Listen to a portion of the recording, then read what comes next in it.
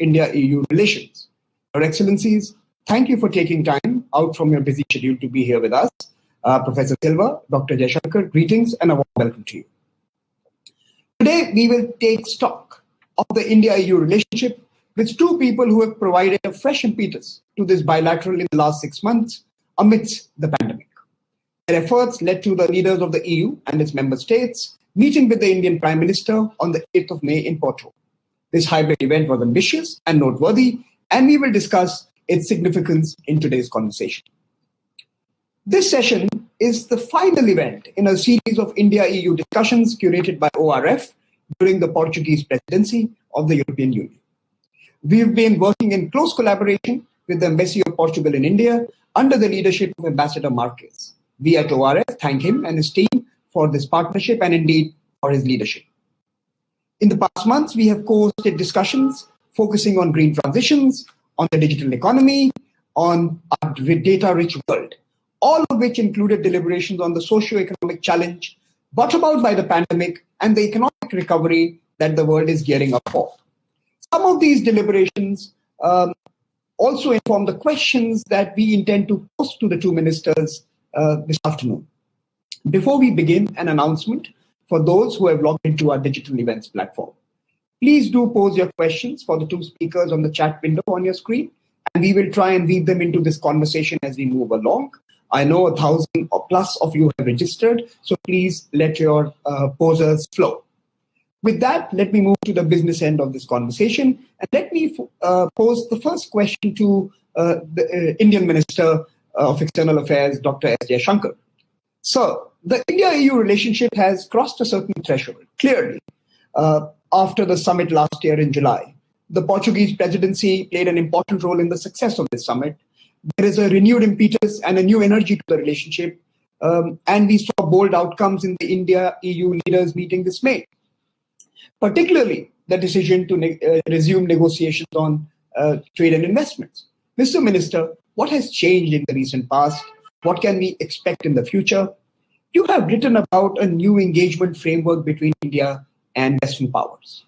How do these current developments fit into that framework, that template that you wrote about in your own book most recently? You'll have to unmute yourself, sir, and speak.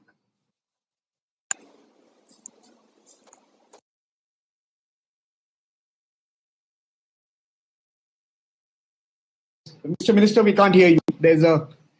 Yeah. Is that okay? Are you hearing me? You getting me now? Yeah. Okay. Well, first of all, greetings to you, Samir, and really, it's very good to see my Portuguese colleague once again on the screen. But that's the best we can currently do. Look, I think it's been actually, I would say, a remarkable 6 months in our relationship with the EU.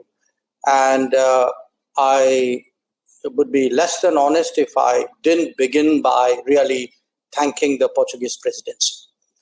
And I'll tell you why. Because yes, we have seen, we have crossed a threshold, we have seen more momentum, more energy. We've had a very important summit, virtual summit between Prime Minister Modi and all the EU leaders. And we made some very important decisions. One is the resumption of the negotiations on the trade and investment agreement, which, by the way, I mean, it's not a capricious, or I would even say a purely diplomatic decision. A lot of work went into it. We reached a stage where we felt confident to do so. We've worked out a connectivity partnership. We have seen the EU actually engage much more with our part of the world by today looking very seriously at an Indo-Pacific outlook, if you would. And all of this, pulling it together, making it happen, I think a lot of the credit goes to the Portuguese presidency, specifically to the gentleman with whom I'm sharing a screen. But I want you to step back and look not as, foreign ministries or foreign ministers doing something. What does all of this mean? Okay. To me, it means what's happening today between India and EU, that we are both looking for, in a sense, a new level of relationship, a new compact was the word actually I've used in my book, which reflects a much more multipolar world, which means more power centers. It takes into account that the world was not what it was in, say, 2016. And by the way, neither was Europe and neither is Asia, and incidentally some other continents, which is a far more rebalanced world, which is the relative weight of regions has shifted. That there is today a new agenda before us. The EU has its agenda, which involves much greater engagement with Asia. We have ours, which really looks at EU also from the prism of how this relationship can help our national development. So if I were to say, look, a greener agenda, a more connectivity-centered agenda, a more data-focused agenda, a more tech-driven agenda, I think that's really what has changed. And in my view, somewhere the new compact has to take all of this into account.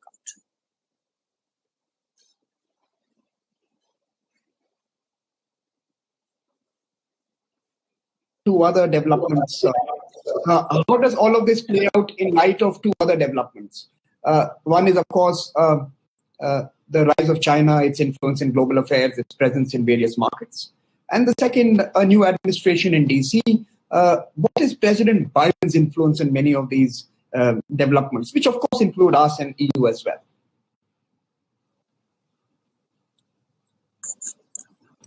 This is at me? Okay. Look, the world has a context. The world is the world. I mean, if some big change happens in one part of the world, how can other players and other regions not take that into their calculation? So, I mean, there's no question that, especially in the last 10 years, but I would argue in the last 25 years, the rise of China has been one of the defining, transformational trends. So it is something which everybody would take into account. I mean, it's very, very natural. In terms of what has been the role of the United States, specifically the Biden administration, it's interesting. I would say, I mean, it's been only 6 months, but certainly I think the Biden administration seems to be very open to the assessment that the world is indeed multipolar, that it sees many other countries and regions and blocks and groups and, that it's open to working with. I think our European friends would probably echo that assessment. And I think it also has a much more contemporary agenda. So for us, at least, I'm now talking India.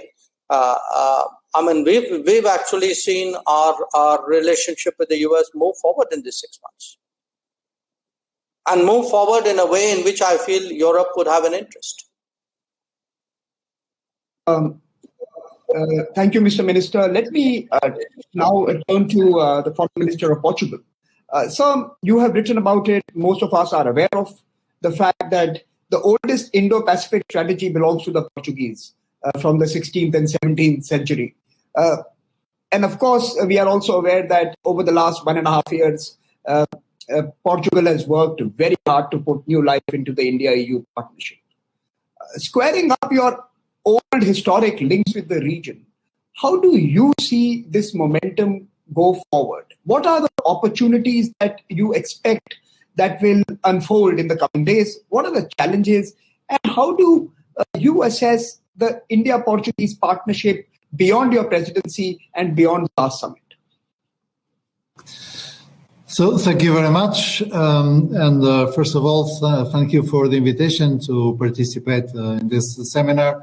And my warm greetings to my dear friend, the Minister of India, Dr. Jaishankar. And thank you for all the work you have done in order to improve not only the bilateral relationship between Portugal and India, but also the bilateral relationship between the European Union and India.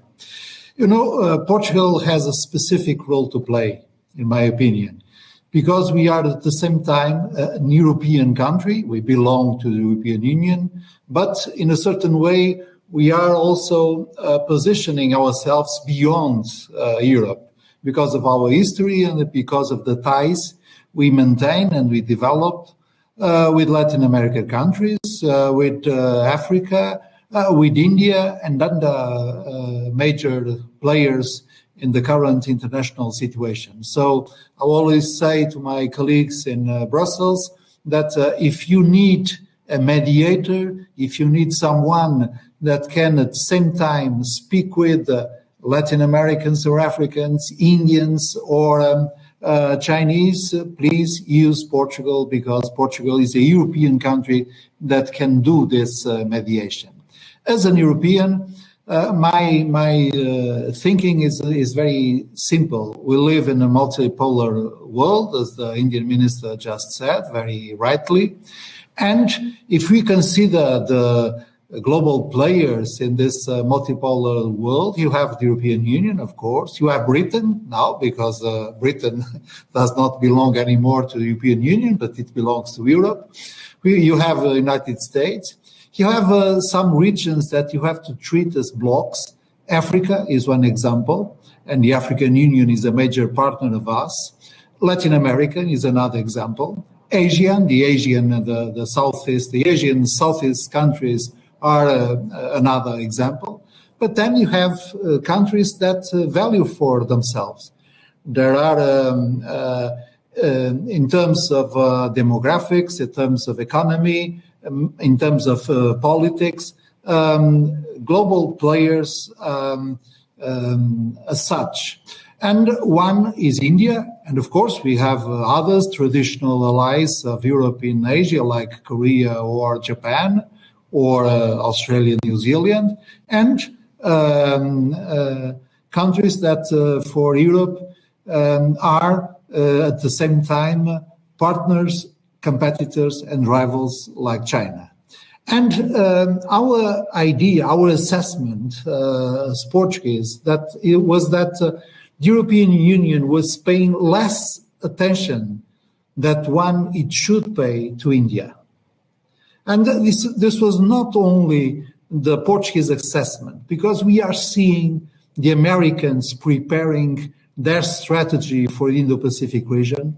You are seeing the British improving their relations with the Indo-Pacific region. And we are seeing some individual member states of the European Union, as the Netherlands, Germany, preparing their own national strategy. So we needed to focus this issue also at the European level. And this was the purpose of the leaders meeting that was held in virtual format in Porto last month.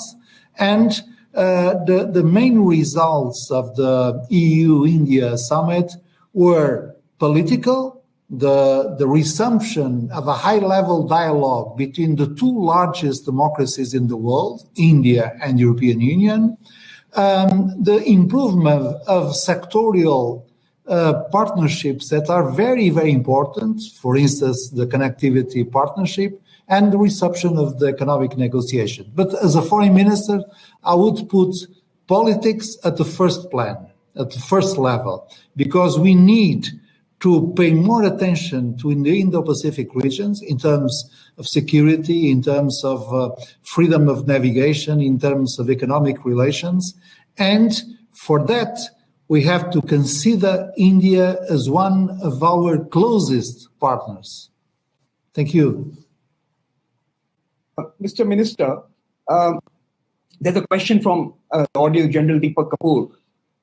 And he asks, and it relates to what you just mentioned, he asks, what would be the EU's response to the very expansive Chinese behavior in these waters that are important for many of us? Now, you mentioned many individual countries and regions. What do you have an EU position on responding to Chinese expansionism? I think that's the question. Yes, indeed. And we have two frameworks to address this new challenge, the European Union framework and the NATO framework. Beginning by NATO. NATO is a political military alliance between Europe and North America, and we had just the summit in Brussels this month. And we redefined our position towards China. We now consider that the rise of China, of course, opens some opportunities, but also puts a security challenge that we have to address. This is our official position. I think it's a very balanced one. We are not seeing China as a threat, but we are seeing the rise of China as a challenge and a security challenge. So we have to look carefully to it. And of course, we have to look at together. The United States, United Kingdom, the European Union, but also our partners in Asia, Japan, India, precisely, or Australia, New Zealand. So we have to look carefully, cautiously, because security matters, are always tricky issues, but we have to address this new reality. From the point of view of the European Union, we have defined our relationship with China as a complex, multifaceted one.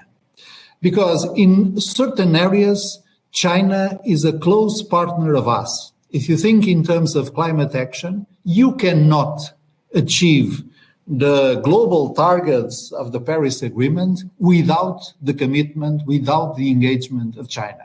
And by the way, also, of course, without the engagement of India and other large countries. So we have to work with them, and we are working with them.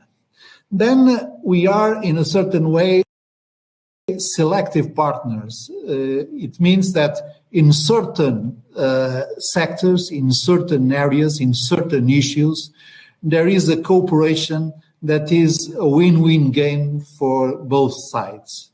If you think, for instance, certain technological developments, if you think, for instance, in renewable energy and other domains, you can find these issues in which you can cooperate selectively in a win-win basis. Then we are competitors. We are competing with China in Latin America. We are competing with China in Africa. And of course, our trade relations being rather unbalanced, we have to rebalance the trade relations of Europe to China. And then we are what we call systemic rivals.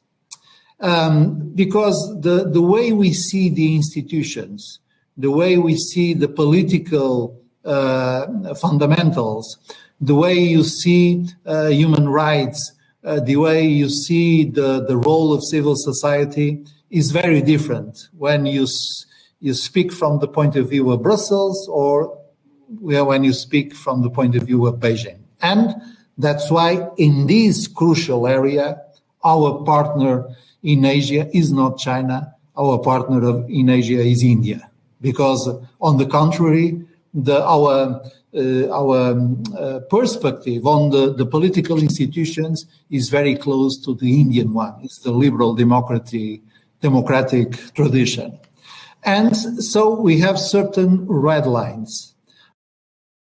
I would refer to 3 red lines in our relationship with China. We cannot be silent when there are violations of human rights, for instance, in the Xinjiang province, and we have to denounce it, and we denounce it. Secondly, we cannot accept the squeezing of the democratic space in Hong Kong. And third, we could not accept any change of the current status quo in the South China Sea and in relation to Taiwan. So we have to be very cautious, very prudent, but at the same time, very firm. Thank you. Professor Santos Silva. I'll come back to you on the politics a bit later. There are a few more questions that have come our way, and I want to bring Dr. Jaishankar into this conversation as well. Dr. Jaishankar, connectivity is the new buzzword with several initiatives in the pipeline. What are the major pillars of the India-EU connectivity agreement? The pandemic has also made us aware of the importance of the digital. Are we planning to leverage, India and EU, planning to leverage digital connectivity and digital infrastructure through this new arrangement? And if we were to be possibilists and optimists, can you envision India and EU actually coming up with a unique data economy proposition, different to the Americans, different to the Chinese, attractive to the Asians, attractive to the Africans?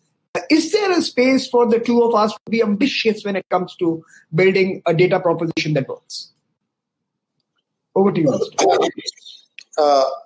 Samir, when you speak about connectivity, and we've just launched our connectivity partnership, I mean, we are speaking of course, physical connectivity, which is normally how people tend to think of connectivity. Digital connectivity, which you have referred to, energy connectivity, and human connectivity. Okay. On the physical connectivity, I think the views of the EU broadly tally with the views of India. Okay. And India, in fact, laid out its views on when it comes to the global debate on connectivity 3-4 years ago, and it's been building on that since. And we clearly do believe that connectivity should be, if it is to be global, should be transparent, should be commercially viable, should be environmentally friendly, should be community responsive, if you would, should not lead to debt burdens. So there are broad principles, and I think EU is pretty much in agreement with all of that. When it comes to the human connectivity, because I want, that's not something which we get that much attention on.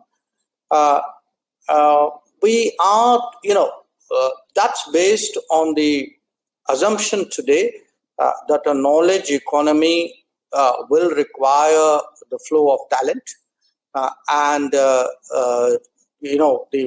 more seamless we make that, we are actually helping ease of business. We are helping the growth of creativity in our respective societies.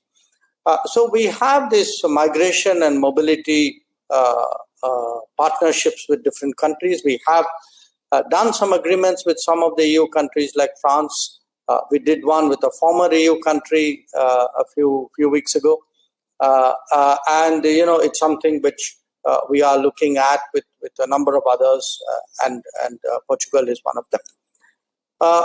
Now, the digital connectivity bit which you raised, absolutely. I mean, I think there is that is very much in our minds.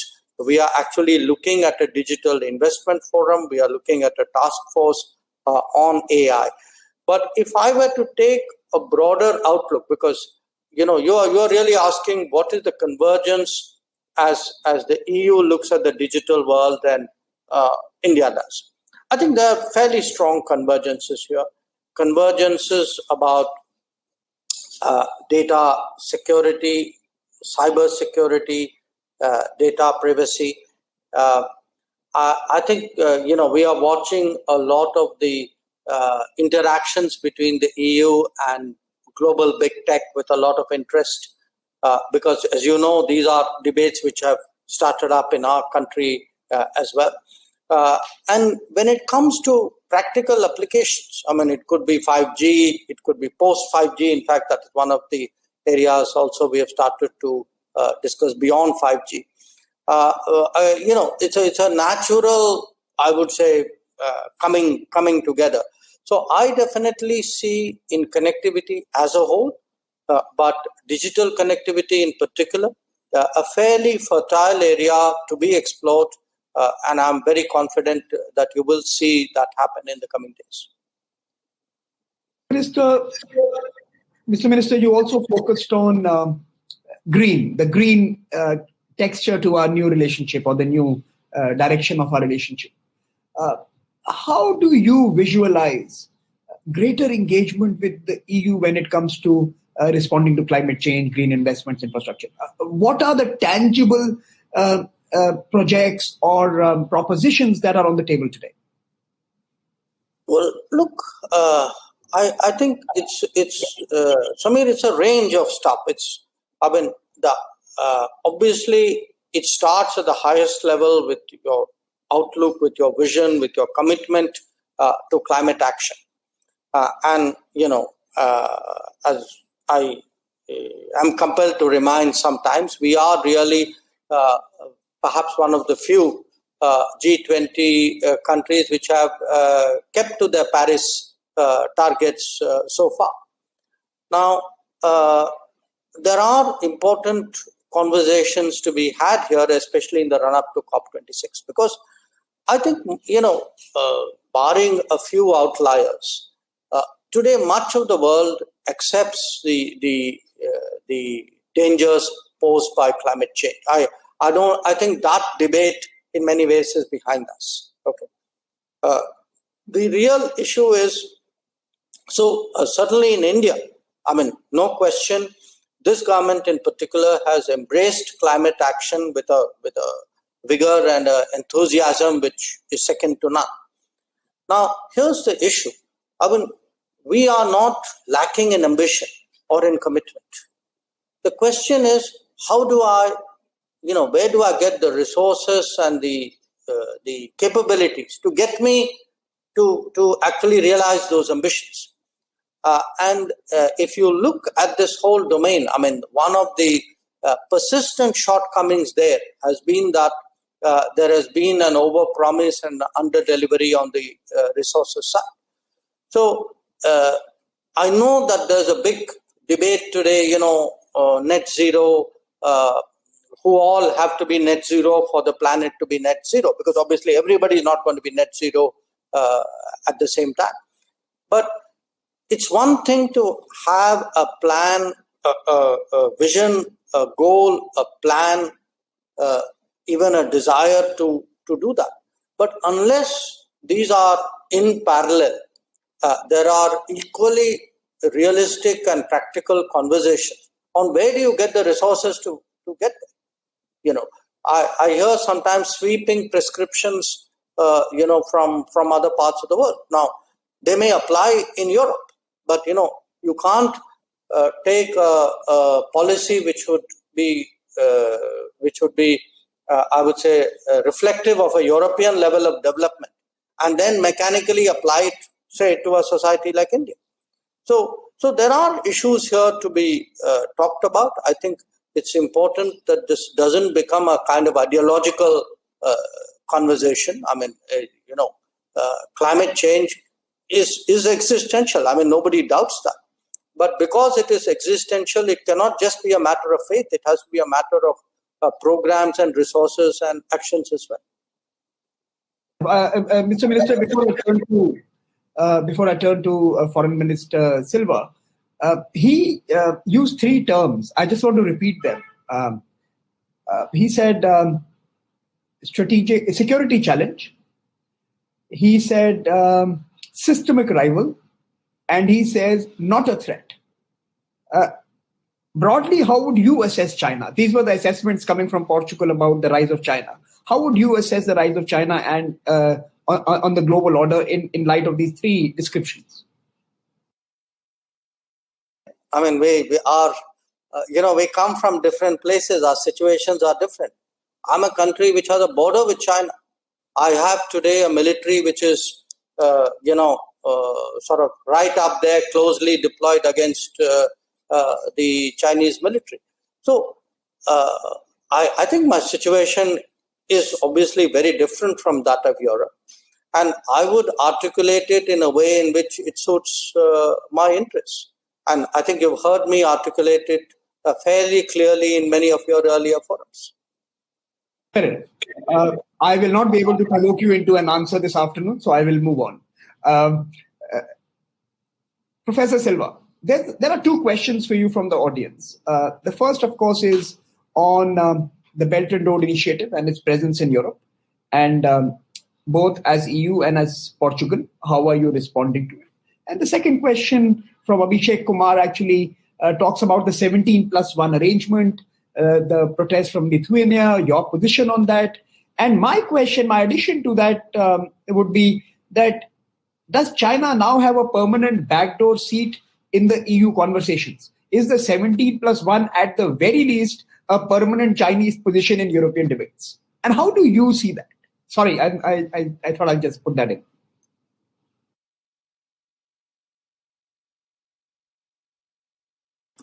So first on the second question, Portugal is not participating, is not a member of the 70+1 group format.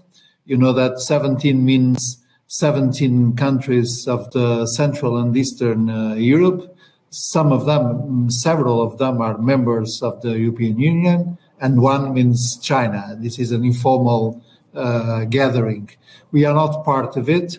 Our position is always the same. We don't participate in any other alliance with non-European countries out of the European framework. So we are part of the dialogue between the European Union and China, or of the dialogue between the European Union and India, but we don't participate in any kind of internal smaller group that would establish closer or specific ties with these partners of Europe. So we understand what was the purpose of this format, but we don't participate in it. Coming now to the BRI, the Belt Road Initiative. Well, it has, and it still has, some meaning, some sense. It was, and it is a Chinese initiative from which many countries in Africa, in Asia, and also in Europe have a benefit in terms of investing, of having resources to invest in infrastructures. The price these countries are paying is increasingly higher, and this poses a problem. We have our own strategy of connectivity with Asia, the so-called Euro-Asian connectivity, and for instance, Portugal signed with China in 2018 a memorandum of understanding whose purpose was to establish cooperation between our own European strategy and the Belt and Road Initiative. Now things are moving, and we are preparing at the G7 level an alternative to, I would not say an alternative, but a new instrument that could favor developing countries in their needs to invest in physical and digital infrastructures. So the Belt and Road Initiative has its own meaning, produces its own outcomes. We have to be very careful in with the level of dependency that we can create vis-a-vis other countries, but the need we feel is this one. The Belt and Road Initiative cannot be the only initiative affordable for developing countries. So it is our responsibility as the European Union and as the so-called North to provide other instruments, other forms of providing resources and know-how for developing countries to develop their own infrastructures. The multipolar world is not a bipolar world. Minister Shankar, in his initial intervention, was very clear on this. We live in a multipolar world, and I would say we prefer to live in a multipolar world with several global players. We don't think that the division of the world between two antagonistic hemispheres, the Chinese influence and the American influence, is suitable or could be accepted. We need several major global players, and we need to understand that in order to achieve this, we also need to have several initiatives we can use to improve our own capacities. And by the way, the connectivity partnership between European Union and India is another good example, because one of the commitments of the two parties in this partnership is to work together with third countries, namely with African countries. So let's work in this sense. Monopoly is not a good thing. We need several initiatives competing to each other. So, Mr. Minister, let me ask you on the connectivity issue. There is, sitting in India, you see a disconnect in the EU, especially in one specific area, which is the Chinese tech and its presence in the continent, across the continent. There are countries who have taken strong positions rejecting it. There are countries who are still encouraging Chinese presence in digital businesses. And unfortunately, technology sees no borders. One weak link weakens the entire system. So how do you see the EU position evolving and the Portugal position? Because I think Portugal is pretty much at the center of this debate. How do you see the Portugal position vis-a-vis China tech and the proliferation of Chinese technologies? Dr. Jaishankar mentioned 5G and certain other key partnerships. How do you see a tech future emerge where all of us can take a common position on managing risks? You mentioned systemic rival, you mentioned security challenge. I think all of that plays in the digital sector more than anywhere else. Well, I think the consensus is possible, and we need to be realistic and reasonable. And take the Portuguese example. We have good relations with China. Again, benefiting from history, we don't forget, and the Chinese don't forget, that there was a Portuguese, the first navigator arriving by sea to China in the 16th century. I mean, the first European to arrive by sea to China in the 16th century was a Portuguese navigator. And we have good relations with China.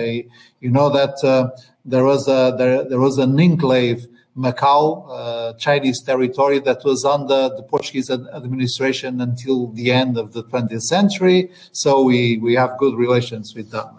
And there is Chinese capital in some Portuguese companies, in the banking system, in the insurance companies, and also in our electrical utility. 20-something% of the shares of our main electrical utility are coming from Chinese capital.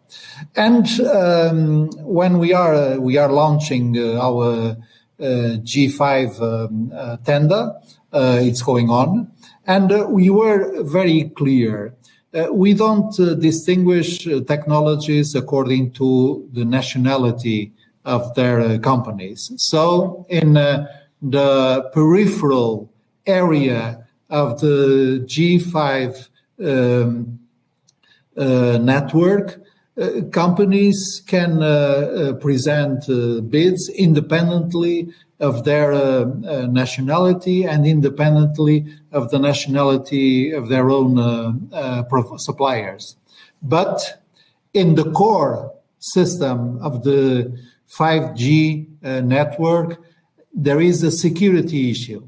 And because of this security issue, the bids will be examined and assessed also by our security apparatus in order to guarantee that 5G or other digital transformations, for instance, artificial intelligence, cannot be used to undermine Portuguese security, to undermine European security, or to take positions that could mean political control of individuals, of economies in Portugal and Europe. We have a toolbox in Europe to provide these guarantees, and we are following this toolbox. In the European case, there is also another issue in which Portugal is very attentive, because you know that we are now speaking more and more of building up a more autonomous Europe and to reindustrialize Europe. And digital technologies, are a crucial domain in this.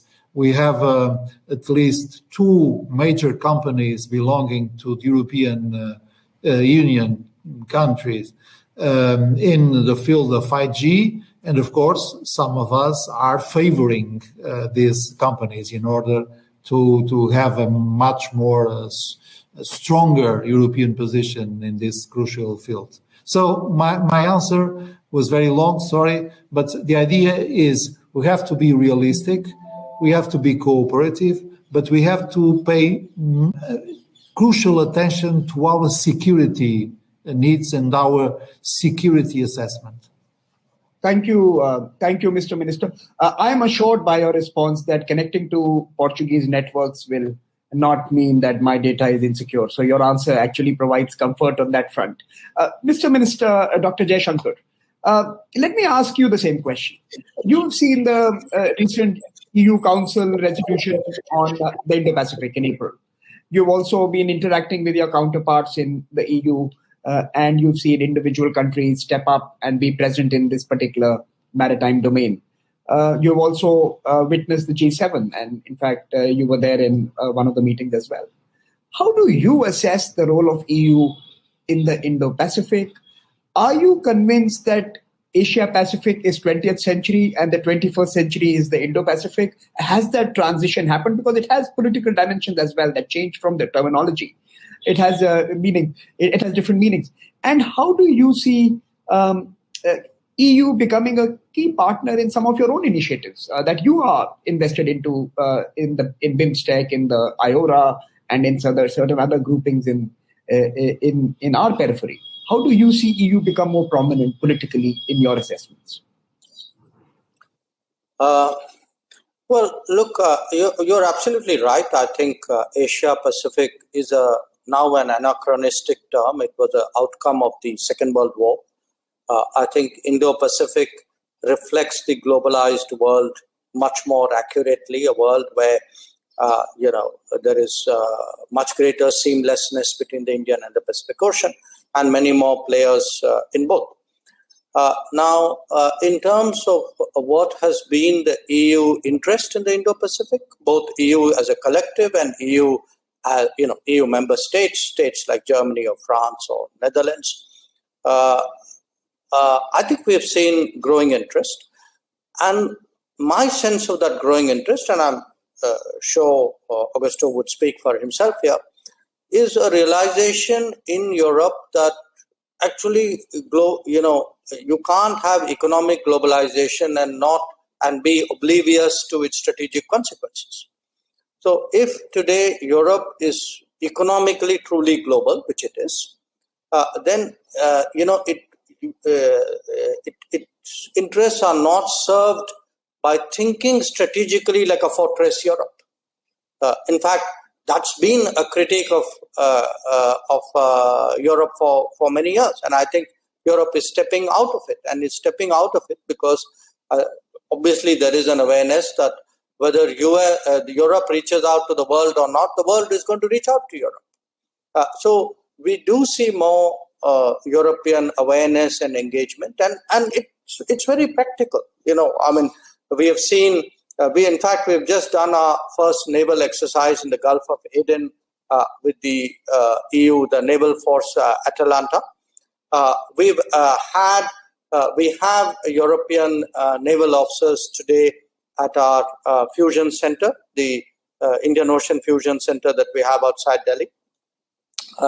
We ourselves tap into initiative they have called CRIMARIO, which is the critical maritime routes in the Indian Ocean. So there's already some history of working that both with individual countries and collectively. So my point is that if we understand fully the interdependence and the interpenetration, which is a characteristic of this world, the new agenda that I spoke to you about, connectivity, data, technology, even the climate challenge, all of this is going to require us to work together more closely. And I'm now picking off on your previous question to me. We, meaning India, we are a market economy, okay? We are a political democracy. We are a pluralistic society. Now, naturally, there is a greater comfort with other players who are the same. So to me, what the Portuguese minister said, that the progress that we made this year, and it's most of all is political. It's political, it is strategic. I think that's really the change which I would like you and your listeners to fully comprehend. Mr. Minister, in fact, let me pose this question to both the ministers. We recently have, of course, experienced, and we are grateful for the support of the EU and EU member states during the second wave in Delhi and in other parts of India. So thank you for your support. But we have also seen differences over the TRIPS waiver emerge, right? We have seen the proposal by India and South Africa not accepted by the EU specifically. So my question would be to both of you. One is fundamental, one is more specific. The specific question to Professor Silva, what is the Portuguese view and the European view on creating an equitable vaccine distribution framework? How can we talk about fighting together on issues like climate change when we can't even work together to give vaccines to all? So is this a demonstration project for delivering global public goods, giving vaccines to everyone? And how can we work together? That's a specific question. The second question to Dr. Jaishankar. Is this fundamentally the key difference between EU and India? Is this the difference in our individual assessments of globalization? Is this where we fundamentally differ, where we believe intellectual property may be shared vis-a-vis the fortress IPR that some of the Western democracies have got accustomed to? So there's a specific question to you, Professor Silva, on equity around vaccine distribution. Can we create a global model so that it can allow us to fight other challenges of the future? Thank you very much. And first, I have to say that this is an ongoing debate within the European Union. Philosophically, we are in favor of intellectual property rights, and we think it's very important to preserve them, because by now it is already clear that new variants, new mutations, new strains will rise from the pandemic. We have to prepare to the next pandemic, and we need to keep the capacity of our ecosystem of science, innovation, and industry related to the production of vaccines, and intellectual property rights are key for this, philosophically. So we think that waiving the temporary suspension of intellectual rights is a last resource solution. But we are discussing it within the European Union because there are different views, as always, and then we try to converge to a common position. Secondly, we see that immediately we need to do more in other fields. In our assessment, the existing bottleneck is in the production facilities. So the last decision that we have taken was to invest 1 billion euros in production facilities in Africa. And perhaps we will do the same or a similar step forward concerning Latin America. We need to foster, to improve our production capacity because the existing one is not enough to provide the universal vaccination. And third, more political and in a certain way ironic one, we are still waiting for the American proposal because the Secretary of Trade, the Trade Secretary of the United States was very clear perhaps 2 months ago, saying that the United States was in favor of a temporary waiving of patents, but still, at least as far as I know, no concrete proposal was already presented in the right framework, WTO. We have the Indian and South African proposal, and we are discussing it within the WTO, but it would be very interesting that the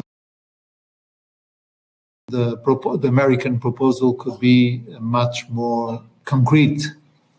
Thank you. Mr. Minister. Can I turn to Dr. Jaishankar for his response to this? Well, when we and the South Africans brought up this proposal, I mean, obviously we were here speaking for the larger global South. But we do believe that others share that interest, share that thinking. So, I mean, if I would say the global South, I hope, will be joined by the enlightened North on this matter. And we can see some signs of it. I mean, when I was at the G7 plus 4 foreign ministers meeting in London, we had a position which was articulated by the Americans. And as we've heard from Professor Santosh Silva, there are ongoing EU conversations here. You know, not everybody in the EU has the same position. Some are more forward-leaning, some are less so. But I would make 2 points here. One, that without dramatically raising production levels, we are not going to be able to deal with this problem, not at the current production level. So we'll have to see what are the preconditions to dramatically raise production levels. And the second, which is that Europe is absolutely key to solving this problem, not just due to IPR, but also because a lot of the supply chains go through Europe. And this is, by the way, also a conversation that we've been having with the people in Brussels and with some other national capitals as well. So I would hope very much that considering this is a last resort, I mean, this is a calamity of a kind that none of us could even think about. So I think it does meet a kind of last resort standard. And I think it's very much in that mode of thought that we have made the proposal. And the more specific question around, is this the difference in how we view globalization? Is there a fundamental difference in how we view globalization? As I said, if there are countries, even in Europe, whose views are not that different. So I think you are trying to make it very black and white between Europe and India. And what we have done in the last 6 months shows the world is not black and white, that we have a lot of convergences, and I'm very sure we will converge on this issue too. Perfect. I think this brings me to the last question I want to place before both of you again. And we will start with you, Professor Silva, and then turn to the Minister from India. The question is that many of the 20th century arrangements that have allowed us to operate as a global world were a product of conversations between DC and London, DC and Berlin, DC and Paris, and EU and Washington more recently. The transatlantic partnership proposed the norms, the codes, the laws, the frameworks that all of us in many ways subscribe to or partially subscribe to. Do you think there is a possibility of India and EU beginning to do some of that in this century, proposing norms and codes for the digital world, creating a framework of financial flows for the climate response that we want, that we seek, putting together a vaccine and a pandemic or a global health surveillance system to create early warning signs for all of us? Do you think we are reaching that point where both of us trust each other enough, are ambitious enough in the relationship to become the shapers of our global future rather than takers of someone else's efforts? So, Professor Silva, India and EU as partners shaping the future of the 21st century. How ambitious are you as you finish your presidency and hand over to Slovenia? Thank you very much. And let me speak very frankly. That's my method. There is one single division that we cannot overcome. You love cricket. We don't understand what cricket is. Every other issue is manageable. But you can convince us of the beauty of the cricket, and of course we will convince you of the beauty of the football. But we need this relationship, as my colleague and friend just said. It's very important to emphasize that this is a political decision, the decision to upgrade the dialogue between the European Union and India as, of course, a very important economic dimension, but it is broader. It is politics. It is the need that the two largest democracies in the world improve their political dialogue and their political cooperation.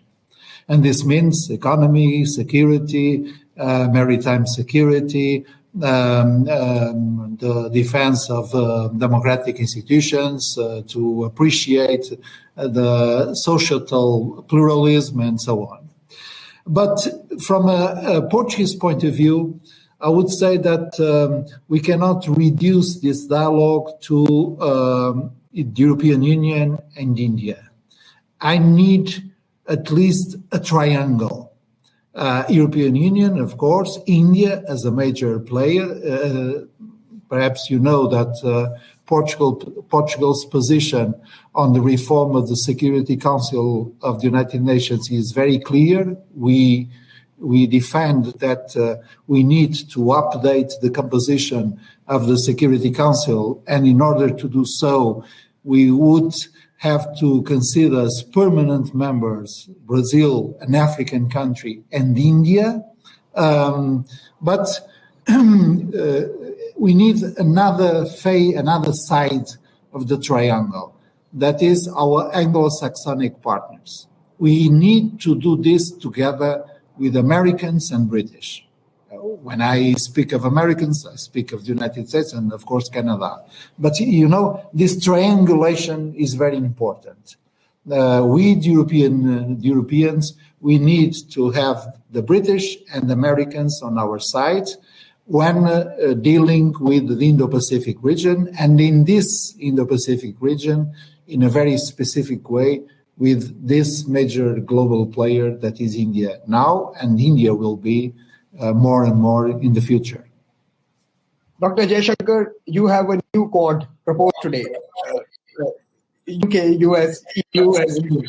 So over to you for your final words. How ambitious are you as we move to Slovenia? And what is your expectation? You know, I'd actually like to take off on that point because let's go back to your question. A lot of the norms of the world today, arrangements of the world, were conversations across the Atlantic, okay, with a stopover in UK. But if you see the three parts which Professor Santos Silva laid out, I mean, they constitute the democratic world to a large measure. There are a number of democratic countries in Africa and Asia and Latin America as well. I mean, now the point I would make is one of the reasons why we think of democratic values as universal or near universal or as the norm is the fact that India chose the democratic path. Okay, it is India's choices starting 1947, validated over many decades thereafter, which has which in many ways took it as a organizational principle and a worldview beyond the developed north. Okay, so I think yes, it's important for the parties which my Portuguese colleague identified to sit and work together. Definitely, but there is a case for a larger conversation. But there is also a case for a different conversation.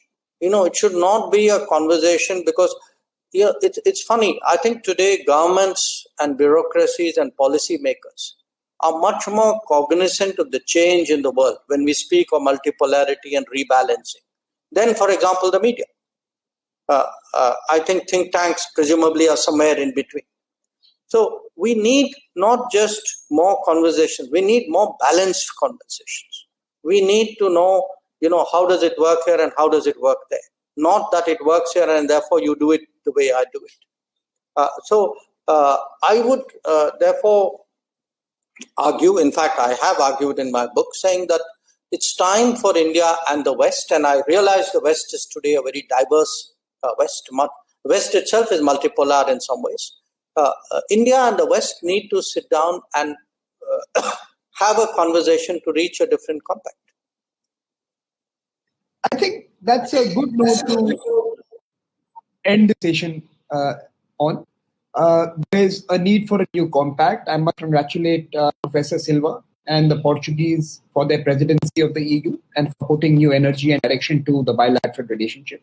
I have always written and spoken about the fact that Dr. Jaishankar is perhaps the first foreign minister in India who recognizes the centrality and importance of Brussels in our future. And he continues to invest in the bilateral, which is quite visible. And I hope that between these two fine minds and many others in the EU and Indian thinking space, we will be able to respond to the three big challenges of our times: health and the pandemic, the digital societies that are upon us, and of course, the changing world order and the changing rules of the game. In fact, the changing game itself that all of us will have to play very soon. I would opt for football any day over cricket if I can get to see your superstars in New Delhi. So till such time, thank you for joining us for this conversation with the two eminent ministers, and keep tuning into ORF for other conversations in the days ahead. Thank you very much. Thank you. Thank you, and stay healthy. Thank you. You too. Take care.